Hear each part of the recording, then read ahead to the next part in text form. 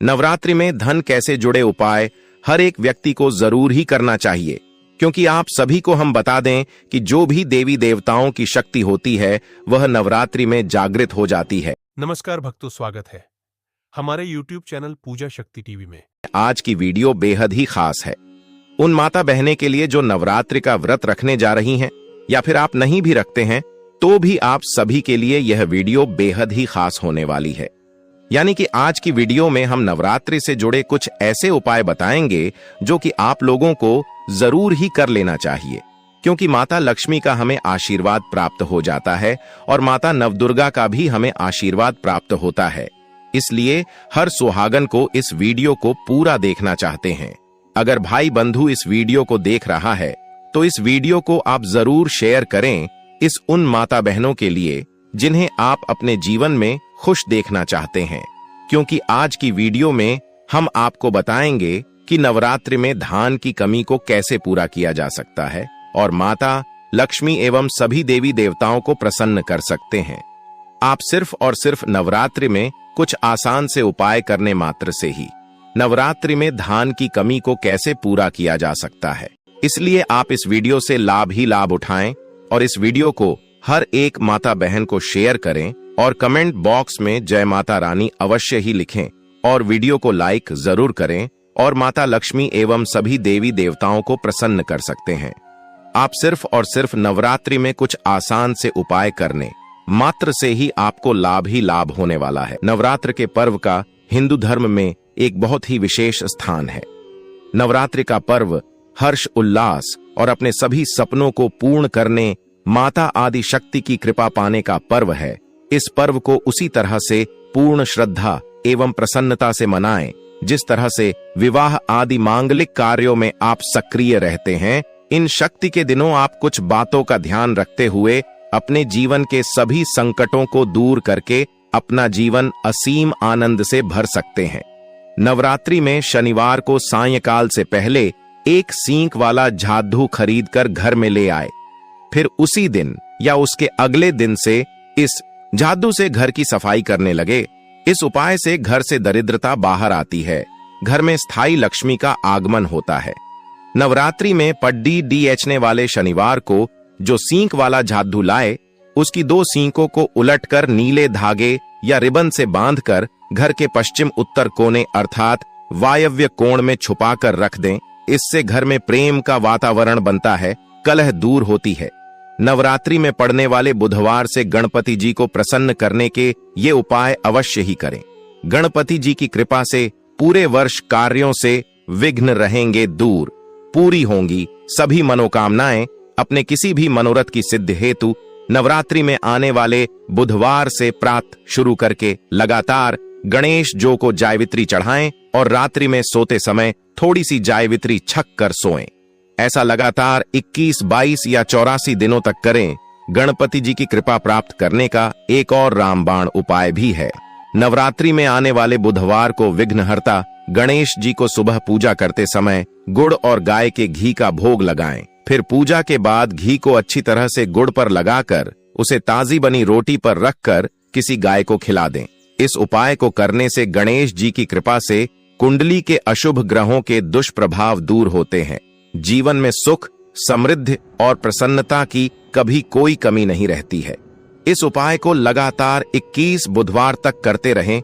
नवरात्र में एक लाल कपड़े में 11 कौड़ियां और 3 गोमती चक्र रखकर माता के पूजन के साथ उस पर हल्दी से तिलक करके उसे पूजा घर में रख दें।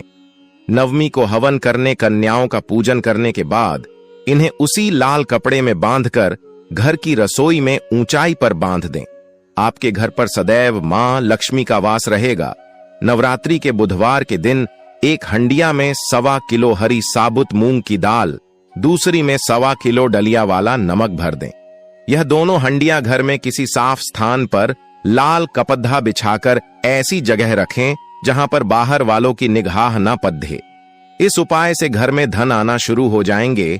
नवरात्रि के नवमी एंड शुक्रवार के दिन एक बिल्कुल नया लाल सूती वस्त्र लेकर उसमें जटायुक्त नारियल बांधकर माता का स्मरण करते हुए उस नारियल से अपनी मनोकामना 7 बार कहें। फिर उसे बहते हुए जल में प्रवाहित कर दें।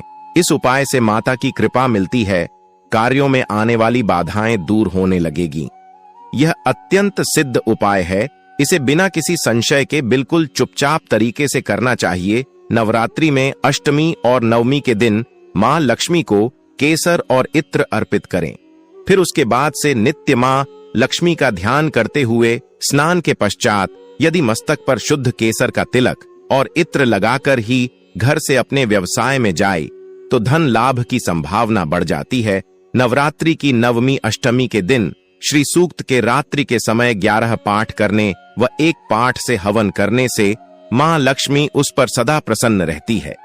इसके बाद श्री सूक्त का एक पाठ नित्य अवश्य ही करते चले। नवरात्रि में अष्टमी नवमी के दिन पूजा में मां लक्ष्मी को कमल का फूल लाल पुष्प अर्पित करें।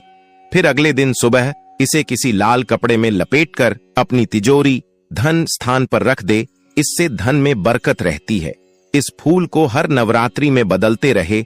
नवरात्रि की अष्टमी नवमी के दिन लक्ष्मी मंदिर में मां को सुगंधित धूप अगरबत्ती मिठाई ढाने से मां अपने भक्त से अति प्रसन्न होती है, सुख सौभाग्य आता है। इन दिनों यदि आप नवरात्र के सभी व्रत न भी रख पाएं तो भी कम से कम पहला और आखिरी व्रत अवश्य ही रखें और प्याज, लहसुन, मांस, मदिरा, बीड़ी, सिगरेट, तंबाकू और पान मसाले आदि व्यसनों का बिल्कुल भी प्रयोग न करें। इन दिनों यह विशेष ध्यान दें कि आप क्रोध बिल्कुल भी ना करें और घर में भूल कर भी कलह कलेश न हो। जिस घर में कलह होती है वहां पर माता को आप कैसे बुला सकते हैं। जिस भी घर में नवरात्रि को श्री सूक्त श्री सुक्त का पाठ प्रतिदिन होता है उस घर में कभी भी आर्थिक संकट नहीं आता है। अपने किसी भी संकल्प की पूर्ति लिए मां दुर्गा को नवरात्रि और प्रति शुक्रवार को लाल गुलाब या लाल गुड़हल के फूलों की माला चढ़ाए। इससे सभी तरह के आर्थिक संकट भय अवश्य ही दूर होते हैं। नवरात्र से शुरू करते हुए इस उपाय को लगातार 11 अथवा 21 शुक्रवार तक करें। भगवती लक्ष्मी के 18 पुत्र माने जाते हैं। इनके नाम के आरंभ में AUM और अंत में नम लगाकर 21 101 बार जप करने से मनचाहे धन की प्राप्ति होती है। नवरात्र में चौथे, पांचवें और छठे दिन नवरात्र के शुक्रवार, अष्टमी और नवमी के धन लाभ के लिए प्रयोग बहुत ही शीघ्र फलदायी माने जाते हैं। यदि किसी व्यक्ति के जीवन में बहुत परेशानी अस्थिरता रहती है तो वह या उसकी पत्नी नवरात्रि में दुर्गा सप्तशी का प्रतिदिन संपूर्ण अथवा एक या एक से अधिक पाठ करके माता की कपूर और लौंग से आरती करें तो उसके सभी संकट कटने लगते हैं। यदि आप या आपके घर में दुर्गा सप्तशी का पाठ कोई भी नहीं कर पा रहा है तो आप किसी योग्य ब्राह्मण से भी इसका पाठ करवा सकते हैं। नवरात्रि के शनिवार को अवश्य ही करें। ये उपाय नवरात्रि में आने वाले शनिवार के दिन सुबह नहाने से पहले तिल के तेल से अपने शरीर की मालिश करें। फिर अच्छी तरह से रग DDH कर तेल छुद्धाते हुए स्नान करें। ऐसा करने से शनि चाहे कुंडली में कहीं भी बैठे हों उनके अच्छे फल मिलने लगते हैं। ऐसा नवरात्रि के शनिवार से शुरू करते हुए लगातार या कम से कम 7 शनिवार तक अवश्य करें। नवरात्रि के शनिवार को सुबह गरीब मजदूरों में 5, 7 अथवा 11 काला गुलाब जामुन खाने को बांटे। किसी भी मजदूर को चाय की पत्ती भी दें और शनि भगवान से क्षमा मांगते हुए उनसे अनुकूल फल देने की प्रार्थना करें। ऐसा करने से कुंडली में शनि के दुष्प्रभाव से मुक्ति मिलती है। नवरात्रि के शनिवार के दिन सायंकाल पीपल के नीचे एक माला गायत्री मंत्र का जाप करने और हनुमान चालीसा का पाठ करने से समस्त भय से छुटकारा मिलता है, आर्थिक संकट दूर होता है। नवरात्रि में इनका प्रयोग जरूरी करना चाहिए। माताएं बहनों, उससे पहले हम आपसे विशेष रूप से महायोग टीवी चैनल अनुरोध करना चाहेगा कि वीडियो को लाइक करें और हर एक माता बहन को भेजें और कमेंट बॉक्स में जय माता रानी जरूर लिखें।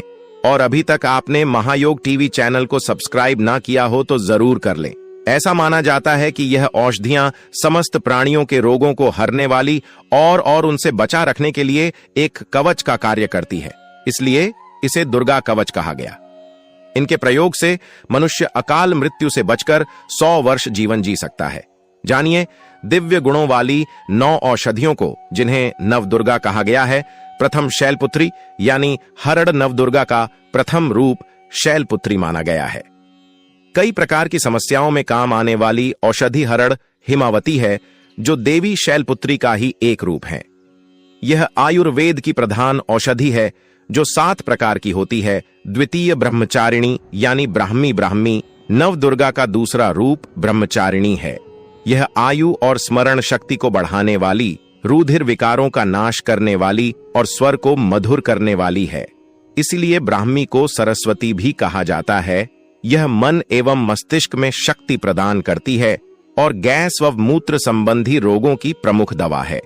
यह मूत्र द्वारा रक्त विकारों को बाहर निकालने में समर्थ औषधि है। अतः इन रोगों से पीड़ित व्यक्ति को ब्रह्मचारिणी की आराधना करना चाहिए। तृतीय चंद्र घंटा यानी चंदसूर नवदुर्गा का तीसरा रूप है।